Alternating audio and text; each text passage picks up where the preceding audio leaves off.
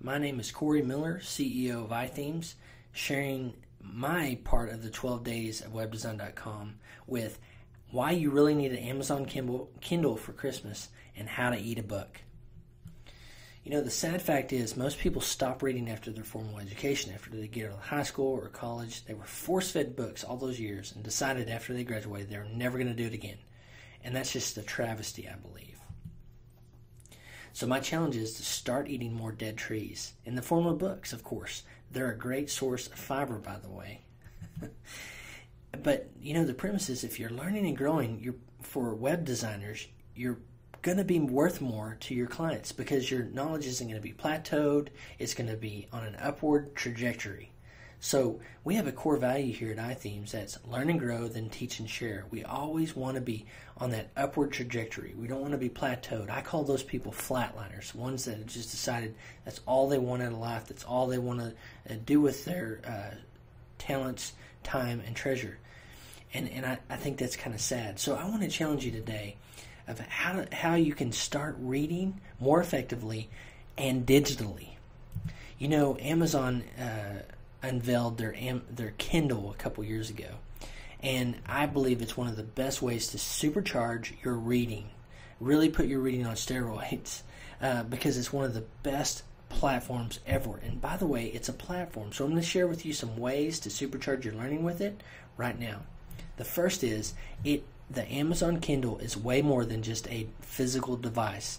It's more than that thing you just see on the front page of Amazon, that kind of clunky looking gray, screen thing, and now with the torch, the full color thing that kind of mimics the iPad. It's way more than just a device. It's a platform for reading. There's over 1 million books on the Kindle now that I've just seen from Amazon. Over 1 million ebooks available to be consumed on the Kindle platform.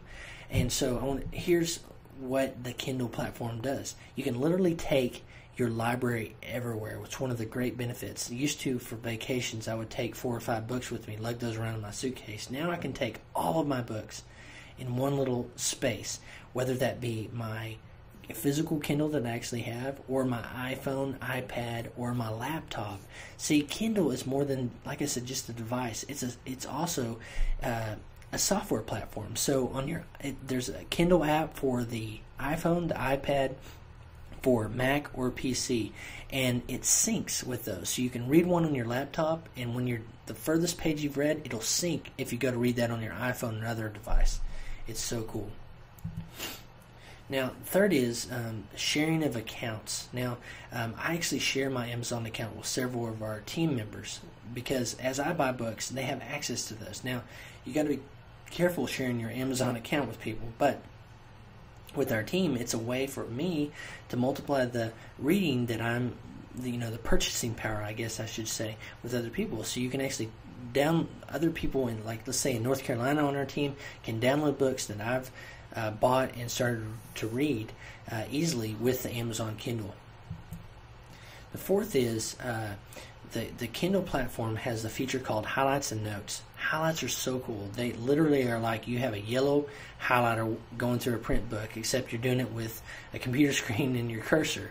But as you can see here, you can highlight passages, good quotes, things that resonate with you. And then through the notes feature, you can actually add things for other people to see or for you to review later. Notes about thoughts that you had with the quotes or the passages, and you can review those later.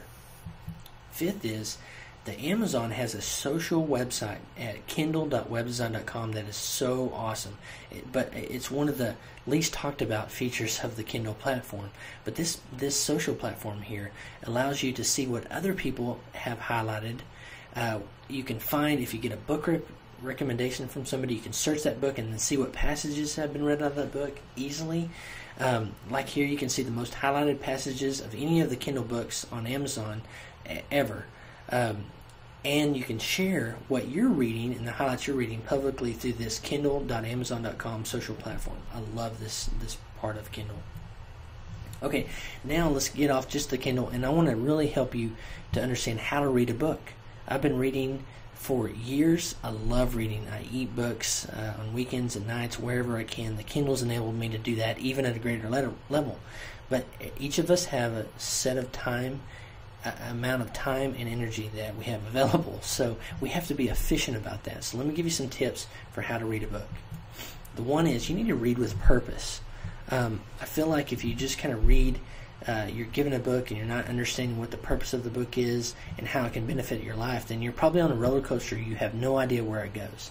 It's just off into an abyss. Now that can be an adventure, but I think that's more reserved for fiction, not nonfiction. For me, I have buckets of time and energy. I have to use those wisely, and that means being intentional about what I read and how it benefits my life or my business.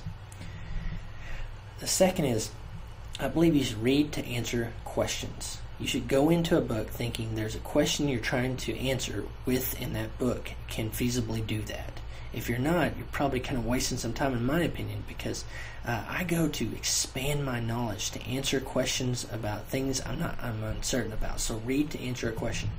The next is read for ideas. Books are great ways to spread ideas, and since the printing press and all of that, books have just been a centerpiece for helping philosophies and ideologies spread like wildfire.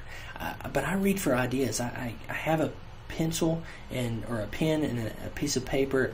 I use an old school tablet, reporter's a tablet next to whatever I'm reading, so that if an idea is presented in the material I'm reading, I can write that down real quick and review it later. So read for ideas about anything in your personal life, in your business life. The next is read for application. There's rarely a time when I'm reading a book that I don't say to myself, I can apply this to our business in this context, and write that down. Read for application, how you can use that knowledge to change things, to improve things. Read for application. The next is read for exploration, and to just expand your perspective and your thoughts and your ideas about the world. I love books because they help me. There's a lot of smarter people in the world that write books, and I get the benefit of a very cheap consultation time with that author. They have done all the research. They've talked to people, and they've had to think through how to clearly communicate their ideas, and I get the benefit of all that to expand my perspective. Caveat is, I always say, be a little skeptical. Don't buy into the books just hook, line, and sinker. Make sure they have valid arguments. Make sure they're realistic in their application and their real world practice, and then weigh whether it's right to kind of buy in hook, line, and sinker. But I still like to maintain a little cynicism. The next is skim the table of contents. This is the primary way I determine whether I'm going to buy a book or not.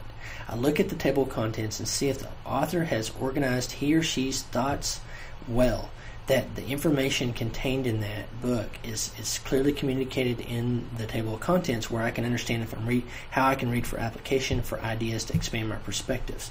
But the table of contents, if it's not well organized and well written, that's probably an indication it's a poorly written book. So I look for thought process and flow, particularly after the table of contents in the introduction. That's the way for the author to lay out the grand scheme of their ideas and how they're going to present those in later chapters. Those two things can save a lot of time and help you get to the good, powerful nuggets of ideas or truth found within that book. Okay, now, when you're a kid, your parents probably told you don't just pick out the marshmallows in the cereal. They said eat everything. A lot of people approach books that same way. They read from cover to cover, and I think that's a little bit of a waste sometimes. I like to pick out the marshmallows. I go approaching it intentionally with purpose. I read for application, for ideas, to answer questions. So I pick out those marshmallows. I spend my time with that rather than saying I've read this book cover to cover. Very rarely do I actually read books cover to cover, by the way. The caveat to number 7 is number 8. Don't lose the context, though. You can pick out one marshmallow and determine to, change your thinking about that one marshmallow and lose the entire context of the book and what the author was trying to say within the books. Don't lose the context as you're picking out the marshmallows. Number 9 is highlight and review often. There's a set of books that I consider my desk reference kind of books. With the highlight feature on the Kindle, it makes it even easier for me to go back from time to time and review, because my mind gets fuzzy and the ideas kind of get a little blurred for me, so I can go back through my highlights and get to the right sharp points to freshen up my memory. The last is my challenge to you is that our core value is to learn and grow, and then teach and share. The best way to learn is often to teach. So as you're learning, as you're reading, share what you're reading, the concepts, the ideas that you've thought through and processed with other people. It'll help you clearly communicate and understand what you've read by communicating that with other people. So share what you're reading with others. Okay, I got one final exhortation. That's finally, your excuses stink. It's time to start reading today. Buy a Kindle for Christmas. Get a couple of books that people recommend or we can recommend to you, and start reading. Start with one book and use some of the tips I've shared with you today to learn and grow, and then teach and share. I'm Corey Miller, CEO of iThemes Media, and this is 12 Days of WebDesign.com.